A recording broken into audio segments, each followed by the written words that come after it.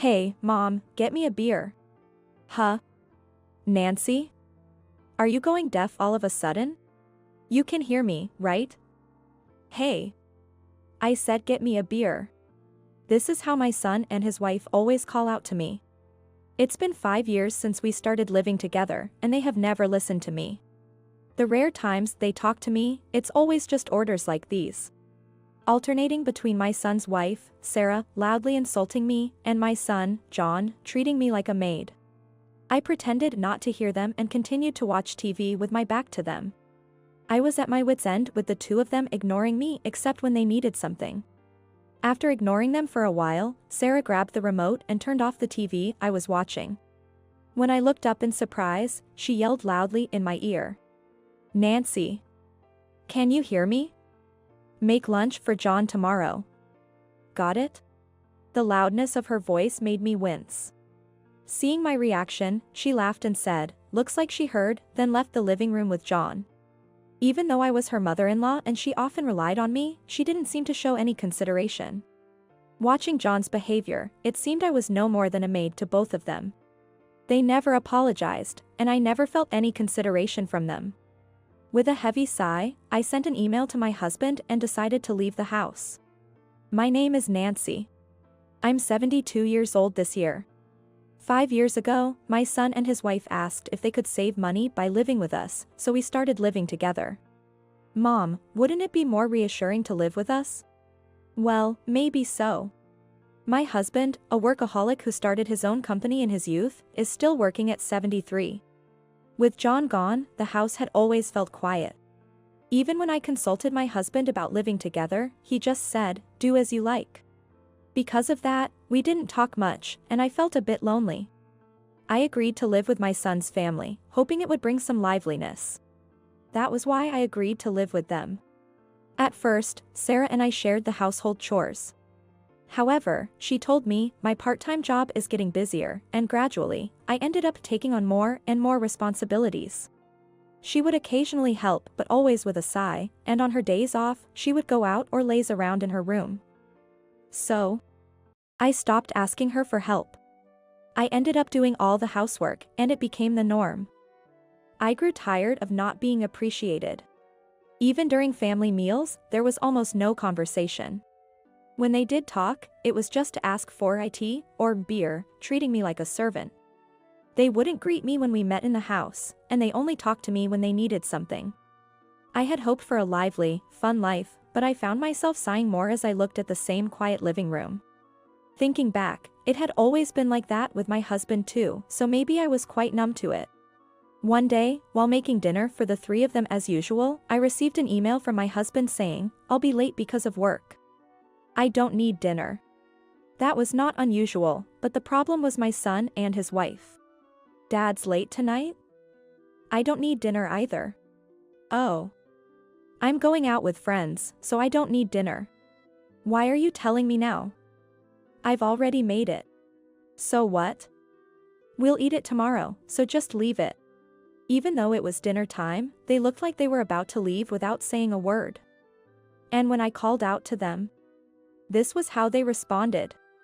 They didn't bother to inform me about things that didn't inconvenience them. When I complained about their rude behavior, they left without any remorse. Why do I even bother? In the silent living room, I stared at the wasted dinner I had prepared and felt blank. What am I even doing here? Thinking about it all made me feel utterly exhausted. I wrapped the still warm dinner, put it in the fridge, and went straight to bed.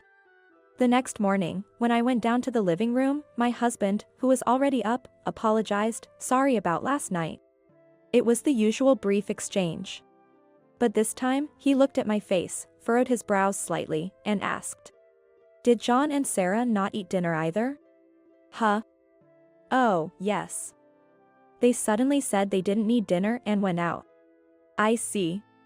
He must have seen the 3 portions of dinner in the fridge. Feeling pleased with this rare conversation, I told my husband about last night. He silently listened for a while. After hearing me out, he finally said, "You don't have to push yourself.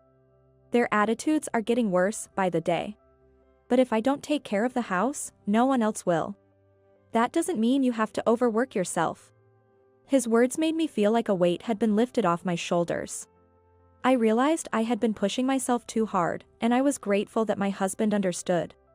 John and Sarah aren't little kids anymore, so there's no need for me to work so hard. When I thought that, it felt like a fog had lifted from my vision. I might be late again because of work, so I don't need dinner tonight either. Okay. This time, I nodded with a smile at his words. Tonight, I'll make sure John and Sarah understand. With that resolve, I saw my husband off to work on a Sunday and decided to stand up to my son and his wife. After my husband left, they finally woke up around noon. They came into the living room still in their pajamas and asked me, "What's for lunch?" "There's the dinner you didn't eat last night." "Why don't you eat that?" "That's fine, but you could at least warm it up or put it on the table for us." "You're not little kids. Do it yourself." "Come on, Nancy. You're so old, aren't you?" Sarah laughed at me, mocking me. John joined in, laughing and looking at me as well. Even though they're not at an age where their parents should do everything for them, they still ate the food I made and complained about me. "Well, Sarah, since you stopped helping with the housework, I'm really tired." "Oh, can't manage without me? Are you going through menopause or something?" She laughed mockingly, as if to say, tit for tat. I could only sigh at her attitude. Even after they finished eating, they didn't clean up and just went back to their room, not caring at all. That night, as expected, my husband didn't come home until late. Since I didn't need to prepare his dinner, I bought some deli food for myself from the supermarket. "Huh? Mom, what are you eating?" "Deli food." "What about our dinner?" "I don't know." "What are you thinking, Nancy? Have you forgotten about the family? Does she really need to be sarcastic to have a conversation?" Her attitude was so terrible that I decided to stop responding to her. John kept complaining to me for a while, but when I ignored him, he gave up and took out his phone. "Mom, you're not working, so at least take care of the house. It's your day off. You can take care of your own meals for once." Just as I was thinking that, they decided to order delivery. When they said, "Give us money for it later," I got really irritated. I hadn't said anything about them not paying for living expenses because they initially claimed they wanted to save money. But now, to be spoken to like this after all I've done for them, I couldn't stand it. Even though he's my son, I couldn't tolerate such arrogant behavior. So I decided to do nothing for them and completely ignore them as a form of retaliation. "Hey, Mom, get me a beer." "Huh? Nancy? Are you going deaf all of a sudden? You can hear me, right?" "Hey. I said get me a beer."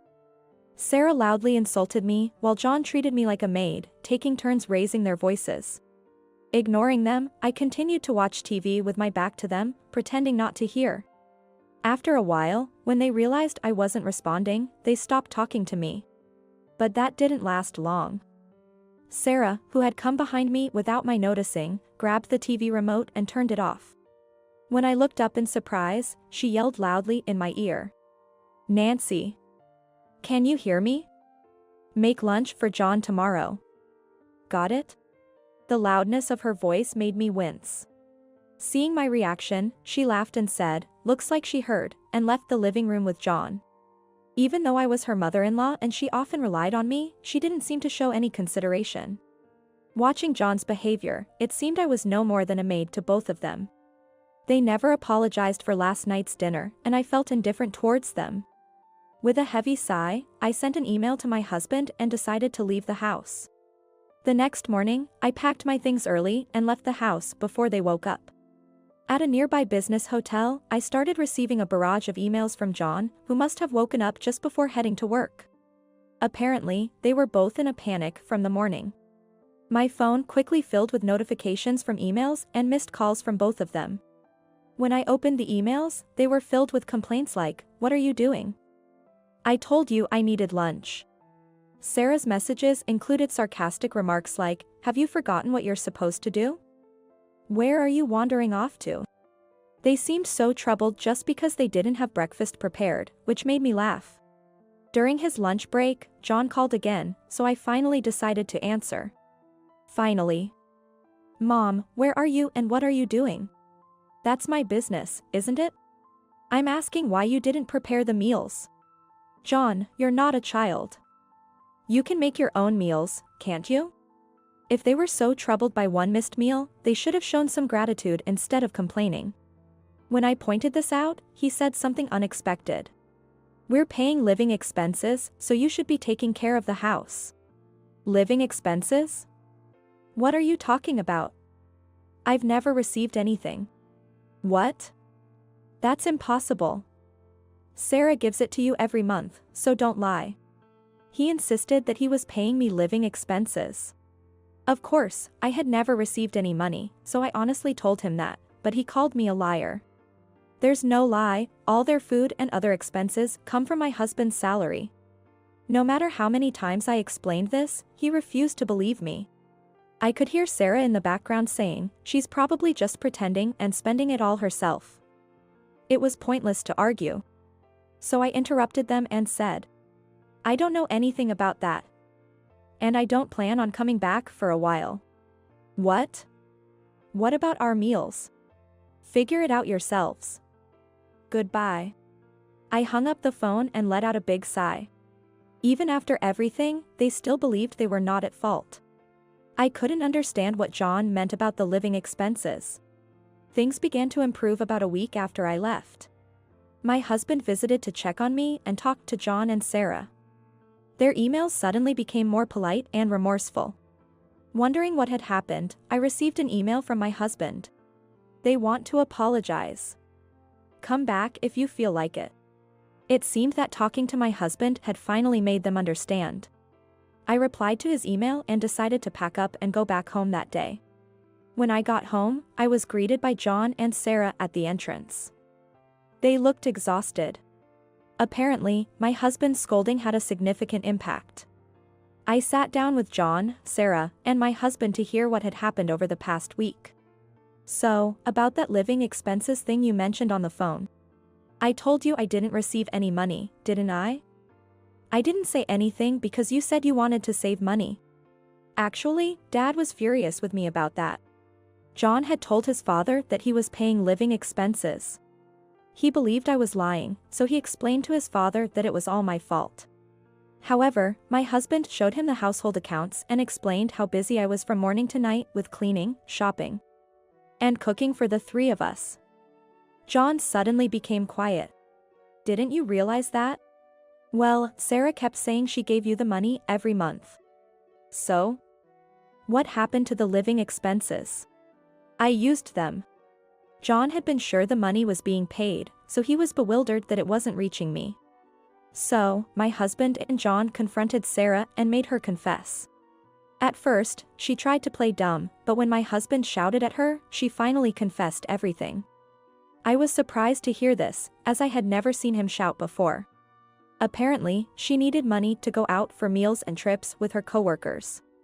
She admitted in a small voice that she had been using the money to go to expensive restaurants and keep up appearances. Pocketing any leftover money. How ridiculous. On the phone, you accused me of squandering money, but it was just you projecting your own behavior.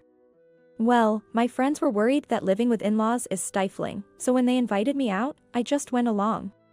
Using our living expenses for that? You've embarrassed me because of this. You were acting all high and mighty too.